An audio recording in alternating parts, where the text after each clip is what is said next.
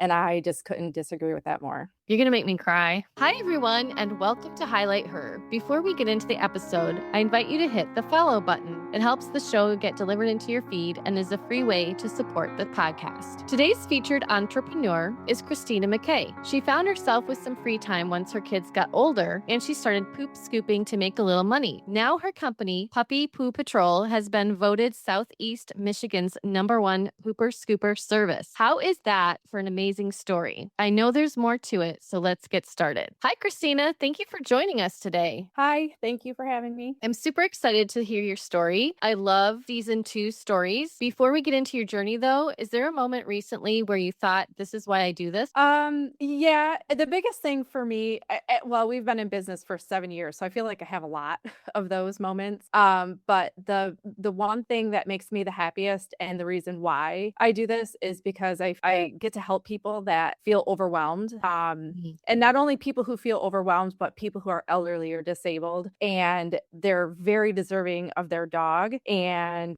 they love that companionship and they don't want to give it up just because they can't clean the dog poop. So that's where I jump in and I get to help them with that. I love that. Yeah. That's something that I hadn't thought of before. And then you mentioned it in a post, I think. And I thought, wow, that is such fantastic reason to fuel your business, that you're giving people access to companionship and comfort, and you're just helping them out with a part they can't do. Right. I really there's love that. some clients who they wake up in the morning when they go to work, it's dark, and they come home from work and it's dark, and there's kids and activities and all of those things that come along with having a family and a full-time job and all of that. So there's a lot of people who are very critical of this type of work because it is kind of labeled as a service for lazy people. And I just couldn't disagree with that more. You're going to make me cry. I'm sorry. I don't want to do that, but I'm going to, you just struck a nerve, and I'm really glad that you provide that service for people. So in your bio, you mentioned you started your business because you had some extra time on your hand. What made you think of helping pet owners with the waste? I've always been I don't just love dogs. I feel like I'm obsessed. So I definitely knew that I wanted to do, if I was going to do anything, I wanted to do something with dogs. I worked in healthcare. Healthcare is stressful. And I decided that I wanted to do something with dogs and then definitely something to help people. And I feel like this is the best of those, both of those together. Fantastic. Can you take us back to the beginning and just how you decided to start? I imagine there had to be some bravery in there and a lot of creativity. So how did you get things going? It couldn't be more opposite. Surprisingly. So my husband, he's doing private transportation and his business kind of picked up really quick and he was gone a lot. And I was just kind of sitting at home. Like you said, I had a lot of free time on my hands. One day I was home, he was working, and I was thinking of what could I do? And I kind of thought of the idea. 4 days later was when I formed my LLC, created my Facebook page and all of that, and just went and did it. And literally the rest is history. I love that. Yeah, 4 days. Had your idea and you went for it. Awesome. How did you determine how many clients you could handle, or did you just go for it and see how many you kind of went for the max and to see what would happen? So it's kind of funny because in the very beginning, I think it was the News Herald had reached out and they wanted to do a little story on me and Puppy Poo Patrol. And they asked me kind of the same question. And it was only going to be me as a scooper. I was going to stop at 70 clients and that was it. It was just going to be a nice, cozy little company where I just did something to pacify my time and maybe help out with, the financial part of life a little bit. And one thing led to another. And I couldn't say no. I couldn't stop at 70. People were like, hey, I just need you to clean my yard. And, here and now we scoop almost 300 clients a week. Oh my goodness. As I'm listening to you and I hear you say, I couldn't stop at 70, like 70 is a lot. Yeah. Do you mean 70 in 1 week? That was your initial goal? That was my initial goal. Yeah. I wasn't going to go past that. I wasn't going to hire because I didn't, corporate businesses just feel so cold sometimes. And I didn't want it to go to that. I just wanted it to be a nice little home-based service that, I could keep just personal. You know what I mean? Right. And I still try, even with almost 300, I still try to do that. The technicians I have are absolutely amazing. They do make really amazing personal connections with our clients and the dogs and all of that. So How many technicians do you have now? we have 3. We just hired a 3rd one. And are you still a technician as well, or are you I all am. management now? Yep, no, I am. I am trying to get out of that. It's honestly my favorite part. The administrative side of this is the part that I do not like. You know, I believe it. yeah, I like going out there. I like being outside and getting fresh air and seeing the dogs and all of that. I love it. It's what I live for, I feel like.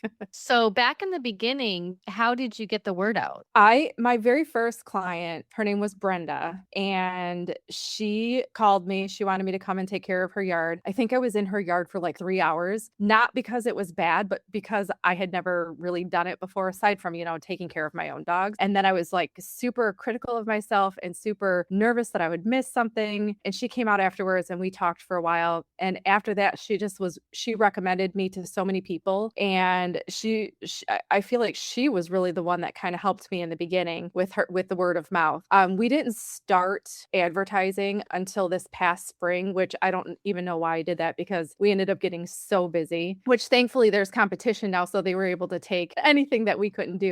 But that it was pretty much word of mouth in the beginning. And then there was actually another company who did pet sitting and pet waste removal, and they wanted to get out of the pet waste removal aspect. This was November of 2019. We started in March of 19. And she approached me and she asked if we'd be interested in taking over some of her clients. And we did. And those clients did the same thing. They recommended us and all of that. So we were very lucky to not have to do like advertising and all of that. It was basically just word of mouth. Absolutely. Do you ever do events with other pet services? Like I know there's Wiggle Waggle Barkery downriver and some mobile pet grooming services or veterinarians. Do you ever do things like that? We haven't really, no. I've had a couple of veterinarians have me come and like take care of, the area where they take the dogs out to go to the bathroom and that. But as far as events, we haven't. We've done events like, where you vendor events where you set up the booths and that. And we've seen the other companies out there, but we have never done anything really together. We always donate gift certificates if we can, or services in whatever way for special events, or, like the animal shelters will do special events to raise money, or like the Golden Leash does events to raise money a lot for other dogs. And we will always do what we can to help with those. I love that. I've had a lot of guests talking about how they work with other businesses in the community. And I find that, number one, I find it fascinating because growing up, I didn't really hear about that. I was in a different part of the country. And I don't know if it's kind of grown more.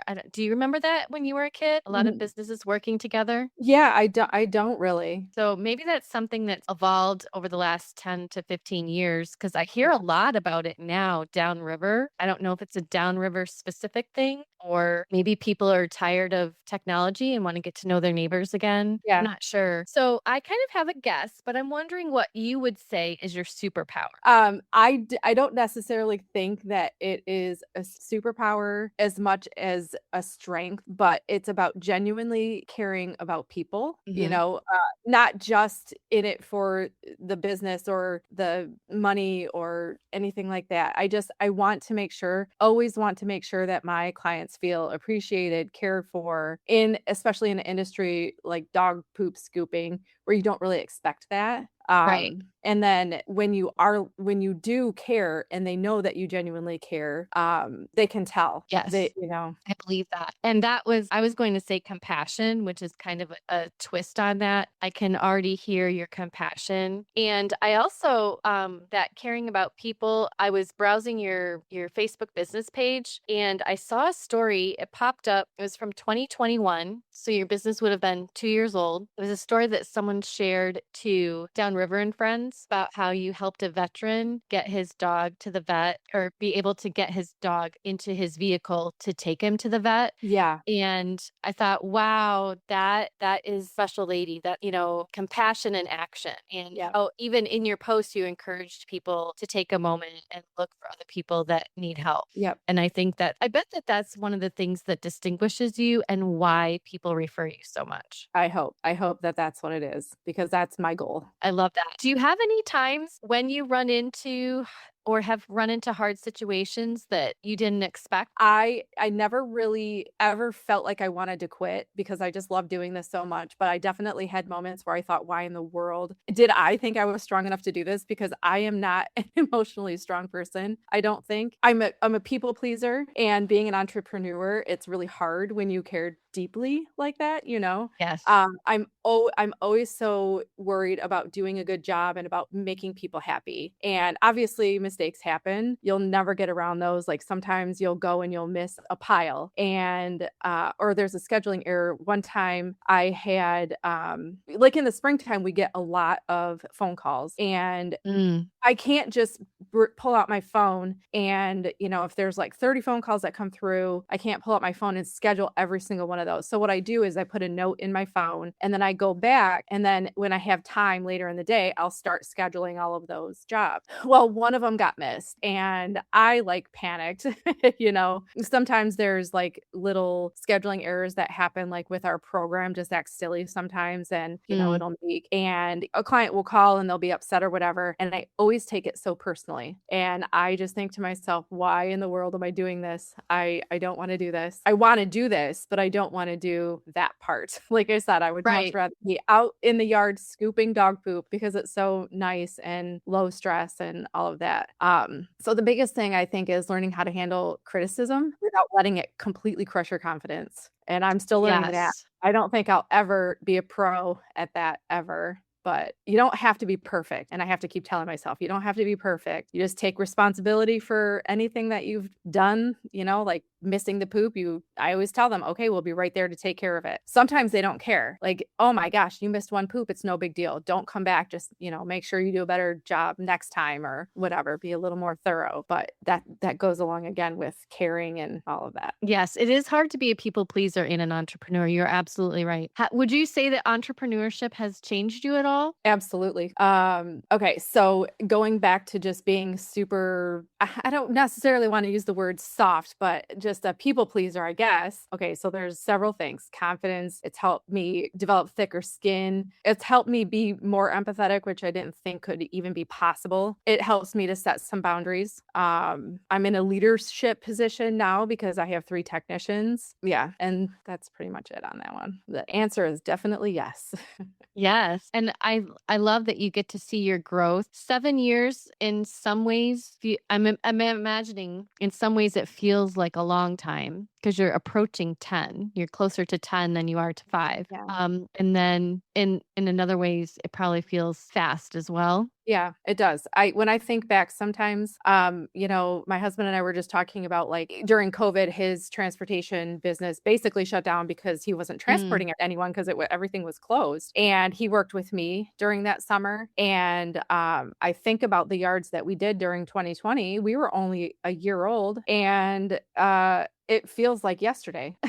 You know, but then I was just going to say that I also think about the day that I started. You know, I was sitting on my bed with a little notepad and I was making notes and seems like forever ago. how did you determine pricing? I went based off of another company that was like in St. Clair Shores, but their pricing was insanely higher than what Mhm. people typically charge down here. So I kind of rethought that as I wasn't getting any clients. I think people were kind of just low key laughing at the prices I was giving them. And I was like, what am I doing wrong? And, you know, I kind of realized that maybe it was a little too much. We came up with the pricing that we have now based off of the other company I was telling you that they were dropping their hoop scooping part of their company. And so I kind of went based off of what they right around what they were at. And then we've had one price increase since we started, and that's it. I love that. So you kind of looked at what other companies were doing. Yeah. Fantastic. So, is there anything that you're excited about for your company moving? Like, do you have any new projects? You're looking to add more technicians or you're looking to branch into a new area? Anything you're looking forward to? I don't wanna be a huge company because I know Mhm. what comes along with that. More stress. I get really stressed about certain things. I wanna stay kind of the way that we are right now. We do service, like, pet waste stations and stuff like that. I'm not really sure how we could branch more. I did attempt to do canine massage a few years ago, and that didn't work out. It was absolutely amazing. I loved it. I love being able to take care of dogs that were sore or sick or, but that didn't really work out. Did I see that you're writing a second book? I am, yes. My mom, so growing up, I was telling you that we had a personal connection to foster care. So growing up, my mom was a foster parent. We had a lot of kids that came in and out of our house. So the book is called Lila's Imaginary Wings, and it's about a little girl, Lila, who is in foster care, and she's really nervous, because she's moving from house to house. And so in order to kind of escape from the fear of, what she's going through, she ends up meeting this beautiful butterfly, Twinkle, who kind of helps her escape from that. What a beautiful story. What do you hope to do with your book, Lila's Imaginary Wings? I am hoping I'm going to definitely donate some to the Downriver Foster Closet if they're interested, based on what I've seen, how I imagine the kids must feel going through foster care. I hope that it gives them hope, that one day they're going to end up where they belong, even though it doesn't seem like you have such a big heart, Christina. Oh, thank you. Do you have an idea of when your book will be out? It just got sent off to the printer and we're going through proofs now. It's kind of a long process. It'll probably take about 3 months from now. Yeah. I have other ones that I've written as well. They're just not ready to be. I'm kind of, because I'm just self-publishing. I'm just doing one at a time. Yeah. So I know you have another book on your website. Will it be there too for people to get, or will you be somewhere else? I'm not sure exactly how I'm going to do it, just because it's not related to poop scooping Right. in any way. So I just might advertise it just on Facebook or something like that. So people can watch for that. It'll probably come out shortly after this episode airs. Okay. So we can add either a link to your Facebook page, or by then, if there's a book link, we can put it in the show notes. So I have a question. Is there any lessons that you'd want to pass along to entrepreneurs? Don't be afraid to build your business in a way that reflects who you are. You don't have to become cold or overly corporate, which is something that I wanted to make sure that I steered clear of.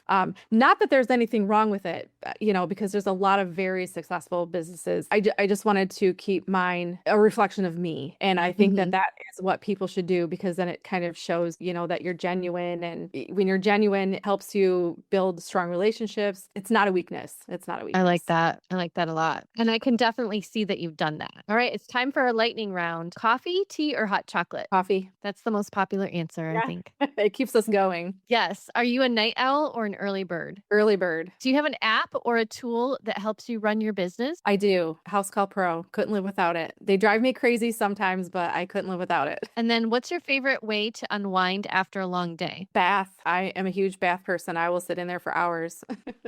Do you read, or do you just tone everything out? I do both, honestly. Sometimes if I'm having a migraine, I don't do any reading. I just kind of tone out. Like I'll mindlessly scroll TikTok or Facebook or whatever. But if I'm feeling really good and I just am nice and relaxed, then I like to read. And then is there another female entrepreneur that you would like to highlight? Yes. I just love Alicia Stamper from the Golden Leash. I don't know. To meet her. Yeah, she is incredible. She is another one of those that she definitely, her business reflects who she is for sure. Is it a doggy daycare? Yes, she does doggy daycare. It's in Wyandotte. And we have a rescue.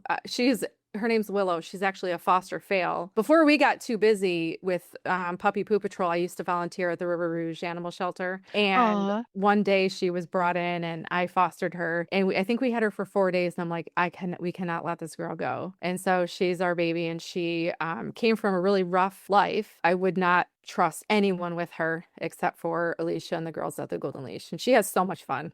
She gets so excited. What high praise. I started following her page because a couple people nominated her when I asked for ideas. Yeah. And the dogs just look so happy. Yeah, they do. Yeah. Well, audience, if you're inspired by Christina and want to follow her on social media, you can find her on Facebook as Puppy Poo Patrol LLC. You want to make sure you get that right one. It's a comic style logo, so that will help you know that you got the right Poo Patrol page. And her website is puppypoopatrol.com. Christina, thank you so much for giving us your time today and sharing your story. Thank you so much for having me. This is fun. Audience, do you want more conversations like this? Come join the Highlight Her community newsletter in the show note. I'll send new episodes, surprises, and behind-the-scene updates your way. We'll also carry on the conversation in After the Highlight in the Patreon community.